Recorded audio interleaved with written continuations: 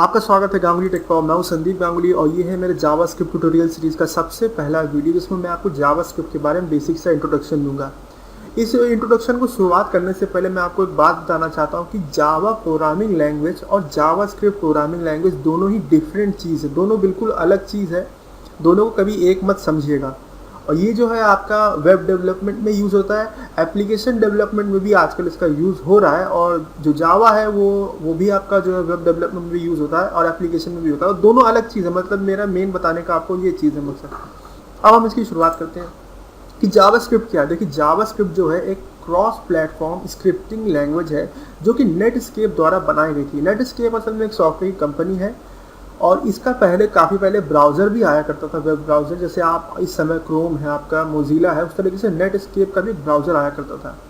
यहाँ पे दो नए शब्द, एक तो स्क्रिप्टिंग लैंग्वेज क्या चीज़ होती है और क्रॉस प्लेटफॉर्म क्या होता है। क्रॉस प्लेटफॉर्म का मतलब होता है मतलब आपने जावास्क्रिप्ट में कोई कोड लिखा तो विंडोज़ में अगर लिखा गया तो वो लाइनक्स पर भी आपको जो है चलेगा और मैक पर भी चलेगा। मतलब जैसे एक अगर वेबसाइट हो, ठीक है, उस वेबसाइट में जावास्क्रिप्ट का कोड लिखा गया और वो मैक के कंप्यूटर से जो होस्ट किया जा रहा है, लेकिन उस वेबसाइट को जब आप अपने कंप्यूटर से जाके देखते हैं, जैसे आपका कंप्यूटर विंडोज़ या आपने वेबसाइट खोली, लेकिन वो वेबसाइट की जो होस्टिंग है, जो उसका जो कोड पड़ा है वो किसी मैक के कंप्यूटर में पड़ा, तो आप देख सकते हैं। तो इस तरह की जो चीज़ हो रहा है, मतलब एक प्लेटफॉर्म से, मतलब एक ऑपरेटिंग सिस्टम से दूसरे ऑपरेटिंग सिस्टम में अगर जो कोड जा रहा है तो आप उसको देख पा रहे हैं इजीली, तो इसको क्रॉस प्लेटफॉर्म कहा जाता है। अब नेक्स्ट चीज़ है कि स्क्रिप्टिंग लैंग्वेज क्या होती है। देखिए, स्क्रिप्टिंग लैंग्वेज जो होती है वो इंटरप्रेटेड लैंग्वेज होती है। और इंटरप्रेटेड लैंग्वेज को जानने के लिए आपको पता होना चाहिए कि कंपाइल्ड लैंग्वेज क्या होती है। अगर आपने सी में प्रोग्रामिंग करी होगी तो आपने देखा होगा कि सबसे पहले आप कोड लिखते हैं, उसके बाद आप कंपाइल करते हैं। और कंपाइल में क्या होता है कि अगर कोई एरर होती है तो वो शो करता है। जब तक आप एरर को ठीक नहीं करेंगे प्रोग्राम में, तब तक वो उसकी बाइनरी फाइल नहीं जनरेट होती, मतलब EXE फाइल नहीं बनती जिसको आप रन कर सकें।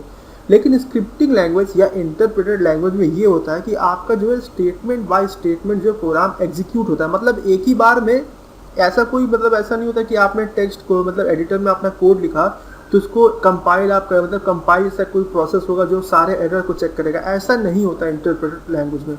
मतलब स्टेप बाय, मतलब स्टेटमेंट बाय स्टेटमेंट या आपका लाइन बाय लाइन प्रोग्राम का एग्जीक्यूशन होता है। तो ऐसे लैंग्वेज का मतलब ये होता है कि अगर आपका, मान लीजिए आपका प्रोग्राम है जावास्क्रिप्ट पर, उसमें 10 लाइन की कोड लिखी है, उसमें आपका कहीं 8वें या 9वें लाइन पे कोई एरर है, लेकिन बाकी के प्रोग्राम में आपका एरर नहीं है, तो क्या होगा कि आपका प्रोग्राम एग्जीक्यूशन में शुरू हो जाएगा। और जब आपका प्रोग्राम का एग्जीक्यूशन 8वें या 9वें लाइन पे पहुंचेगा तब वहाँ पे वो एरर आएगी और तब वो प्रोग्राम वहाँ फंसेगा।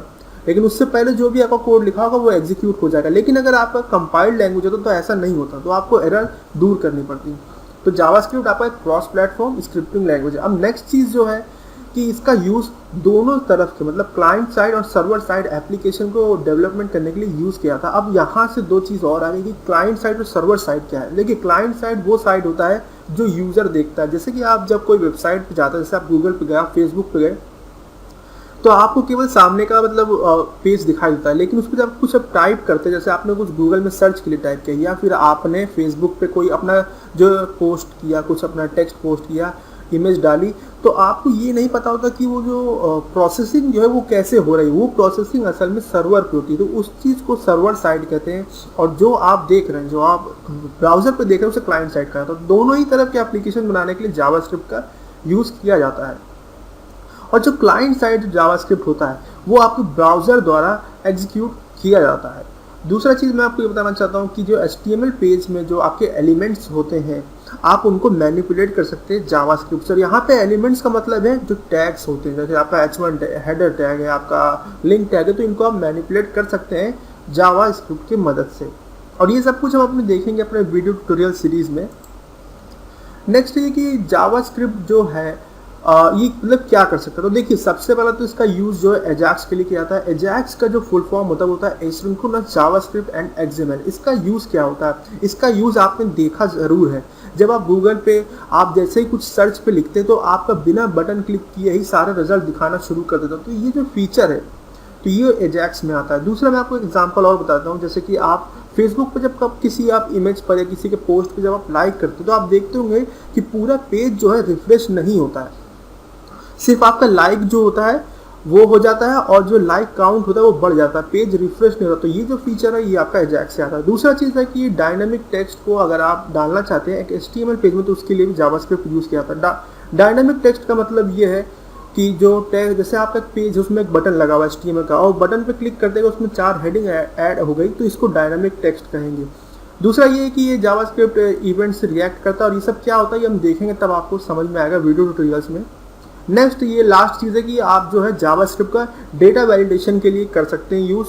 जो फॉर्म आप भरते हैं, आपसे आपका ऑनलाइन फॉर्म उसमें है कि आपको यहाँ पे फ़ोन नंबर डालना या नेम डालना, तो ये सब चीज़ें आप वैलिडेट कर सकते हैं जावास्क्रिप्ट के जरिए और ये सब हम करके देखेंगे बिल्कुल प्रैक्टिकल में कैसे करना है।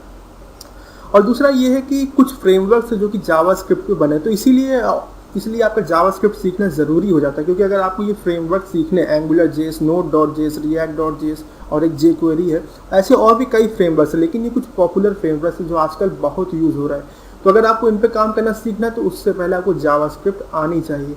तो ये सारी चीज़ें जो है फ्रेमवर्क्स को छोड़ के, क्योंकि फ्रेमवर्क्स के लिए मैं अलग से वीडियो बनाऊंगा बाद में, लेकिन अभी जो हमारा जो टारगेट है वो जावास्क्रिप्ट को सीखना।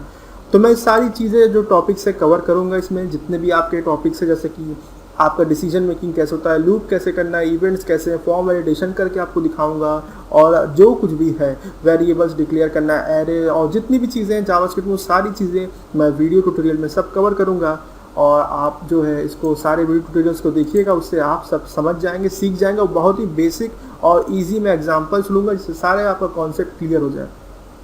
तो अगर अभी तक आपने मेरा चैनल सब्सक्राइब नहीं किया तो कर लीजिए, जिससे कि सारे फ्यूचर अपडेट्स आप तक पहुँचते रहे। और ये वीडियो देखने के लिए आपका धन्यवाद।